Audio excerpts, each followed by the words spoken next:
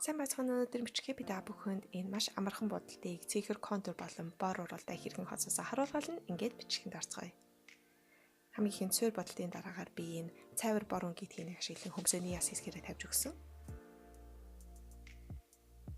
Дараа нь бараан бор өнгийн тхинийг ашиглан би нүдний гадна хэсгээр болон нүдний гадна доод хэсгээрээ усгаж тавьж өгсөн байгаа.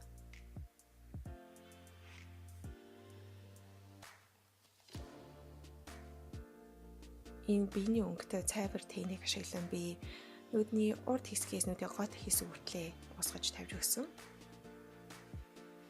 Дараа нь цайвар өнгийн бор тхинийг ашиглан би хөмсөний урд доод хэсгээр усгаж тавьсан, мөн хамраа өндөрлсөн.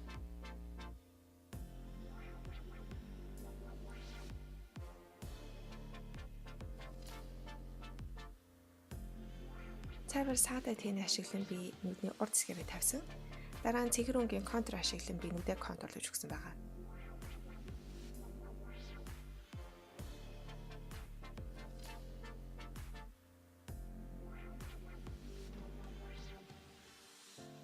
Энэ саатай шар өнгийн нүдний харандааг ашиглан нүдний урд хэсгээрээ нэмж тавьж өгсөн. Үүний дараагаар цагаан өнгийн нүдний харандааг ашиглан нүдний доод дотор хэсгээрээ тавьж өгнө.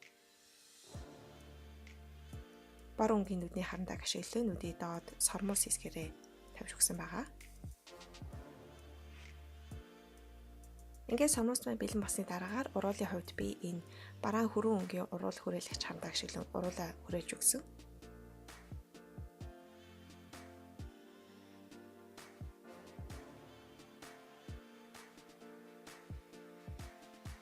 Дараа нь бор өнгийн уруулын будгаар ашиглан уруулаа бодож өгсөн.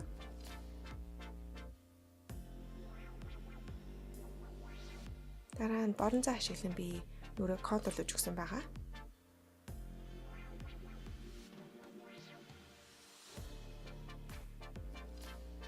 Гэрэлтүүлэгч ашиглан хасарны ясны энэ өндөрлөг хэсгээр мөн уруулны дээд хэсгээр болон хамарны өндөрлөг хэсгээр хавь тавьж өгсөн.